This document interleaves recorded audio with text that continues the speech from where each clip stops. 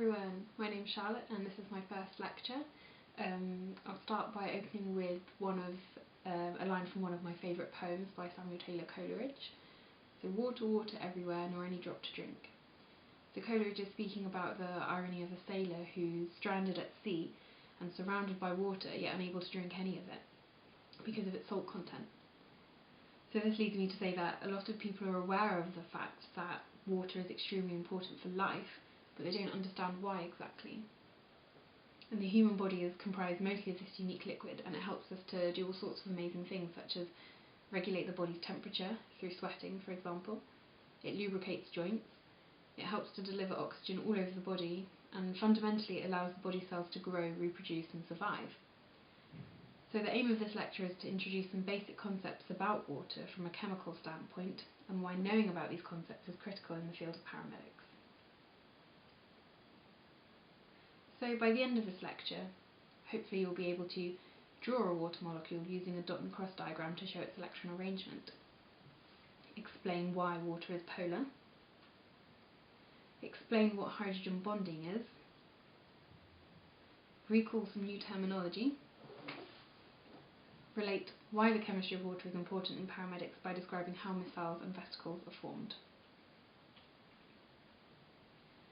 So, to understand the way in which water behaves, we need to understand the way it exists. Many of water's biological functions stem from its chemical structure. Water consists of 2 hydrogen atoms and 1 oxygen atom, and the simplest way to show this is through its empirical formula, which is here. This dot and cross diagram of water here shows the way in which the electrons of each atom are shared with one another. So the grey circles represent the shells of each atom, which you can find their electrons. Note that oxygen has 2 shells, and in these shells the X represents the 1 electron from each hydrogen atom, and the circles represent the 8 electrons originally belonging to the oxygen atom, 2 of which are in the innermost shell. So you can see that the hydrogens are sharing their electrons with the oxygen atom and vice versa, and this is known as a covalent bond. So the way chemists represent these covalent bonds without having to draw all of the electrons is through Lewis structures. So here is the Lewis structure of water, and you can see that the sharing of the electron pairs between the hydrogens and the oxygen is simply denoted by a line. Note, however, that the lone pairs of electrons are still shown in the Lewis structures. So lone pairs of electrons are electrons that aren't involved in any covalent bonds at all. Oxygen is also more electronegative than hydrogen. Now this means that oxygen has more of a tendency to attract a bonding pair of electrons than hydrogen. And although the water molecule is neutral in charge overall, the electrons are distributed unevenly within the molecule, in that the electrons are located nearer the oxygen than the hydrogen, and this property is known as polarity. This polarity gives rise to a permanent dipole moment within the molecule, and basically this just means that oxygen is slightly more negative than the hydrogen atoms, and this is denoted by the sigma symbol here. So now I've covered this slide, and I would like you guys to grab your pens and paper and simply draw the dot and cross diagram of water that was shown in the previous slide, making sure that each atom has the correct number of electrons and that they're shared correctly. And make a note of which atom in the structure is more negative as well. I'll give you just a couple of moments to do that.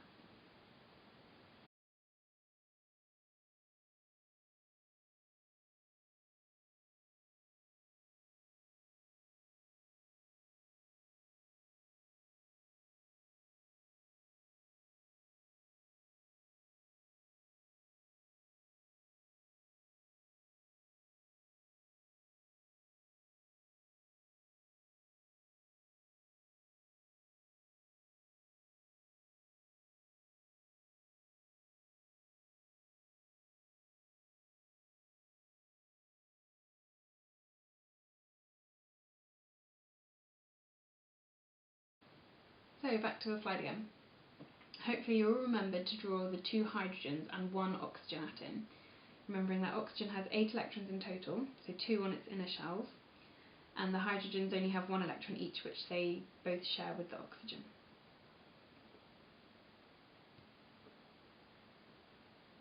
So the polarity of water means that it's capable of being attracted to itself through weak intermolecular forces. You can see in the image here how the hydrogens are attracted to the oxygens. These forces aren't as strong as the covalent bonds that actually hold the molecule together, but they do make water pretty good at dissolving many other polar molecules. These compounds are termed as hydrophilic or water-loving. Non-polar molecules, on the other hand, are molecules in which there's no distinct uneven distribution of electrons within the structure, so they don't dissolve readily in water. Non-polar molecules include things like fats and oils, and these are termed as hydrophobic, i.e. water-hating. And this is why you see oil float on top of water, for example. Molecules, however, that have perhaps one end that's slightly hydrophobic and one end that's slightly hydrophilic are termed as amphiphilic. This means that they're lovers of water and fats. So, now we know a little bit about the structure and polarity of water, we can explain how this applies to the human body. In this image, you can see a vesicle, so that's denoted by the letter A, a micelle, denoted by the letter B, and a bilayer, denoted by the letter C.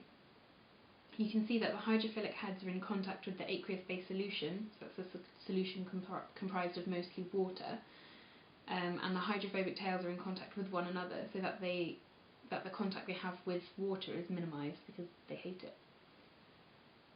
These structures can all self-assemble within the body, and they're really important in the absorption of fats and fat-soluble vitamins. So, for example, they can be formed from bile salts, and they help in the transport of digestive products to the intestine to be absorbed. They do this because the interior provides an environment in which other molecules can be protected, which means that these sorts of structures have applications in drug delivery, for example. So, as a little assignment, I'd like you all to find what sorts of things micelles and vesicles transport in the body or via drug delivery. And I'd also like you to find out why the sailor in Coleridge's poem that I referenced to at the start of this lecture can't drink seawater. So what would happen to him if he were to drink it to survive? So please post your answers and thoughts to these questions on the UCrew network. So this is to facilitate discussion between all of the students from whatever campus or those learning via distance. So please be active and engage as much as possible, as I'll be monitoring the group for these discussions. So to conclude this lecture, hopefully now you can draw a water molecule using a dot and cross diagram to show its electron arrangement. Explain why water is polar, i.e. by talking about the electronegativity of oxygen. Explain what hydrogen bonding is, so that's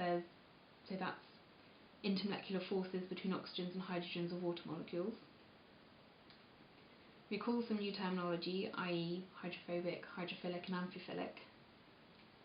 And relate why the chemistry of water is important in paramedics by describing how micelles and vesicles are formed. Thanks for listening, everyone. Don't forget your assignments for the week, and if you have any questions, please email me, or better yet, post on the UCrew network so that we can all see it and all have a discussion about it. Thanks again, and I look forward to discussing the answers to these questions with you all.